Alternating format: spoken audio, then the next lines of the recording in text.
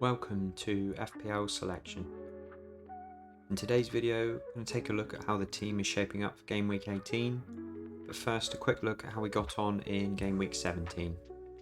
So a total score this week of 93 points, saw a rise up to 321st from 506.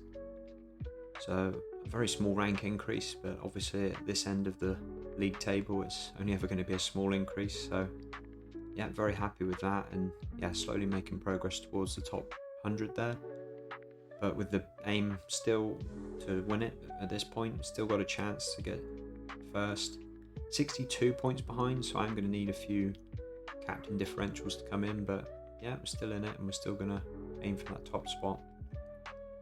So made one transfer coming into this week, which was Castagna in for Dunk.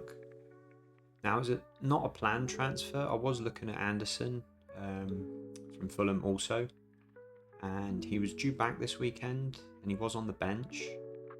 But once I heard about the Kene Tete injury, I saw that Castagna at 4.2 also just looked like too good an opportunity there, so decided to bring that transfer forward a week. Brighton hadn't looked that great, so Dunk was sort of on the chopping block anyway for me, and he was going to drop in price also on the Friday night, I believe. So yeah, just decided to go for it, and I thought, yeah, Castagna's quite an attacking fullback there, so chance for clean sheets and attacking returns, it just seemed to make sense for me. And that was when I was a bit more budget conscious as well, but obviously with the Saka injury now, that's changed a little bit. So, but yeah, he's going to be a perfect sort of first bench player for me, I think, going forwards. Returns from all three of the defenders there. Just a quick mention there. Castagna with the clean sheet in the first game there. Gabriel with an assist, and Hall picking up the bonus point there on the Sunday night. Yeah, it was a bit of a late one there. I don't know where that came from, but yeah, very happy with that. Another clean sheet for him.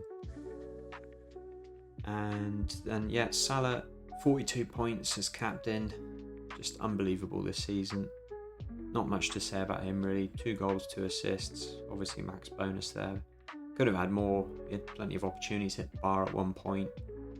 Yeah, just that Tottenham defence is a bit of a mess at the minute, and yeah, Salah just seems to be on fire every single week at the moment. So yeah, not going to question him being captain for most weeks going forward now. And yeah, he's top of the scoring charts and the assist charts now, so yeah, there's no arguments who's been the best player so far this season. Then Isak was the other big scorer this week for me with a hat-trick. He's been brilliant for me since I brought him in the last 2 weeks. 28 points, whereas Watkins has only had 2 points, so yeah, it's been a great transfer there for me. Yeah, not much more to say really, other than yeah, he looks in top form at the moment, so fingers crossed he can keep himself fit, and yeah, I think everybody in the game is going to want him if they haven't already got him. So looking ahead now to Game Week 18, I have 2 free transfers going into this week, but I have actually used one already, and I have now got 4.1 million in the bank. That was due to getting rid of Saka on Sunday night, as he was going to drop in price, and I'm really trying to hold on to the team value at the moment for sort of longer term plans. But yeah, Saka's hamstring injury sounds like he's going to be out for quite a few weeks. I mean, it's going to be a minimum 3 to 4 weeks, I'd say, probably longer. So a lot of game weeks coming up thick and fast. So yeah, it's not worth hanging on to him at all. So I did have an idea that I was bringing in a midfielder this week, so I have decided to go for Jota, and I have already made that transfer. Now, yes, I know Jota is going to be a little bit ropey for minutes with the Liverpool attackers there, obviously with Gakpo and Diaz looking for minutes, Darwin. But I just think this Leicester home fixture, I just get the feeling he might get the start here. They've got West Ham away on the weekend, which is obviously a tougher fixture, so I think there might be a bit of rotation for this Leicester game. Jota has had a couple of 20-minute cameos now, coming back from injury. So this would be the perfect game to bring him in, give him 60 to 70, get him up to speed, and yeah, whenever he's fit, he always scores goals, especially in that Liverpool team. He's going to get the chances, you'd have thought. So yeah, I decided to make that move early, just get the budget, keep it nice and high on the team value, and yeah, I'm just going to go with my instincts on this one and not overthink it for now, and yeah, see how things pan out. I think with Jota, probably just a short-term pick, but yeah, see how that goes. Then with my other transfer, I am looking to upgrade my defence. Now, I was looking at cheaper options last week, but because of the Saka injury, I've now got so much budget there. I can basically have any defender I want. I am still considering Munoz. I do think he's a very attacking defender, and you know, he's going to get some more goals along the way, you would have thought. And a good run of fixtures for Palace now, and he has been rested with a suspension last week. But because I've got the unlimited budget, I'm thinking now I'm just going to go Liverpool or Arsenal. So I am still looking at Saliba just for the double, not double, it'll be a triple up now for Arsenal, the goalkeeper as well. So yeah, with their set piece, I just love watching their set pieces, and I think he's always a threat there, along with Gabriel. So we'll recover both of those bases and have a triple Arsenal defence. Yeah, it seems like a good plan there. They've got great fixtures going forwards as well. The next two especially look decent for clean sheets. Then on the other hand, I'm also looking at Alexander-Arnold. The Liverpool defence has been very good this season. I know they've conceded a few recently, obviously with the Tottenham game as well, but yeah, you also see the creativity there of Trent. He's very good with the crosses, and yeah, he was finding some incredible passes on the weekend there against Spurs. So I was considering Van Dijk as well, just for the pure minutes and the sort of, you know, almost guarantee that you're going to get every game. So I do think Trent will get rested in some games, and that is probably my dilemma this week. Is, do I think he's going to start the Leicester game, or will they save him for West Ham? Hard to tell at the moment, so I am going to leave the transfer till closer to the deadline on Boxing Day. But I am leaning just more towards Trent at the moment. But if I do sort of pull out of that, then Saliba is also in my thoughts at the moment, as I don't see an Arsenal attacker that I'm interested in long term. So I think if I'm going to get a third Arsenal, it will be the defender. And probably Greaves is going to be the one to make way. It seems like he's been dropped from the team. He has now dropped to 3.9 annoyingly, so I think he's going to be the one to go. So yeah, we'll see how that plays out. And moving on to the team, let's first look at the defence. So the usual Arsenal double up with Raya and Gabriel. It's Ipswich at home this week. Not much to say here really. I think you've got to expect a clean sheet here for Arsenal. The difference in quality between the two teams, especially being at home. No, Ipswich can be quite an awkward opponent. Sometimes they do set up quite well away from home, just to, you know, be a nuisance really with the pressing. But I just can't see them breaking through the Arsenal defence if they can put out a full strength defence. I know we've seen Lewis Skelly play a few games there, but even with him in the side, they're still producing good numbers of limiting teams to very few chances. So yeah, I'm quite hopeful on that double clean sheet this week.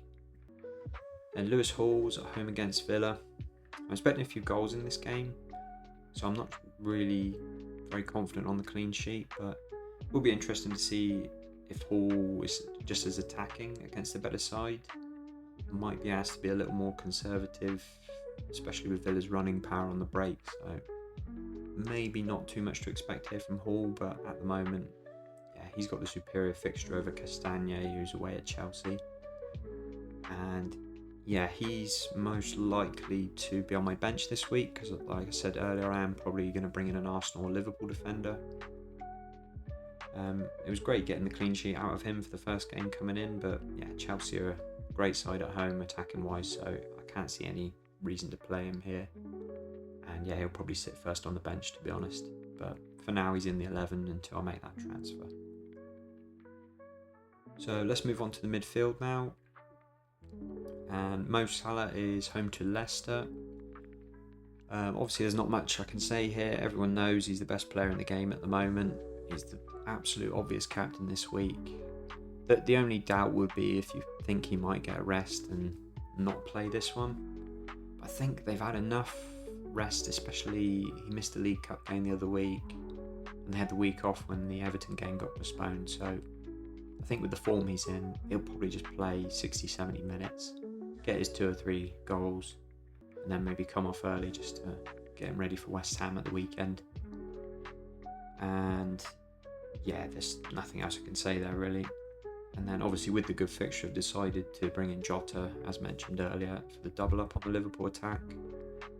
Again, as mentioned earlier, I think his minutes could be dodgy. It is a gamble, but it's a calculated gamble because I think the fixture is there, and if he only needs 20 to 30 minutes to get a return in this one. And I just didn't really have any certainty on a Saka replacement for now. I think if Mbeumo had really good fixtures, I'd be straight on Mbeumo, as I've mentioned him many times in the last few weeks. But yeah, I think I'm just going to play for this fixture, see if I think he's going to get minutes against West Ham, and then reassess after that and see where I want to go with it. But yeah, I'm very hopeful on him getting the extra points on top of Salah's to make the difference for a push closer to the top number one, I guess. Bruno Fernandes is away to Wolves. They're a bit of an unknown at the moment, Wolves, obviously with the new manager. They got the 3-0 win against Leicester at the weekend. So yeah, it's a tricky one to predict what's going to happen, but I think the only real certainty with United at the moment is certainly Bruno Fernandes.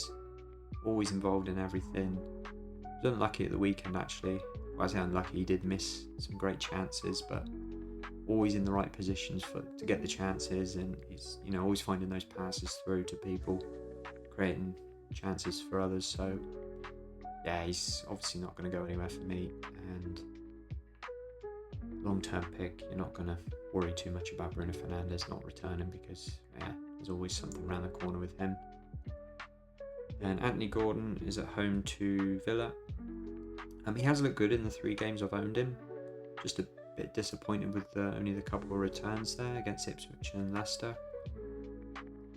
I do think this Villa game could be good for him though, especially if Villa play their high line. We're going to see the runners in behind, and Newcastle can be very good at that, especially with Isak and Gordon, Murphy, Barnes. They've got a lot of pacey players that like to run in behind, and they've obviously got the passes there, especially with Bruno Guimaraes, and yeah, you can see the chances could be there for Gordon in this one. So happy to hold him for now, but we'll see how he gets on. And yeah, that position probably still, I'm not certain on him long term, but yeah, we'll see how he gets on in the next couple.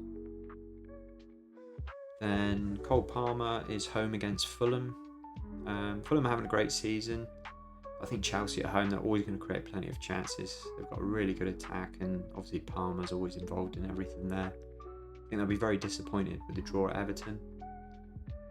Obviously wanted to keep pushing Liverpool at the top, so yeah, you've always got to back Palmer at home. I don't think it's going to be a huge score. I don't think Fulham are going to roll over, but you'd have to back Palmer to get something in that game. And yeah, he's probably going to be my vice captain this week, I'd say. And yeah, no more to say really on Palmer. It's a fairly obvious long-term pick, I think. So moving on to the forwards. Isak is home against Villa. He's probably the most informed striker in the league at the moment, you'd have to say.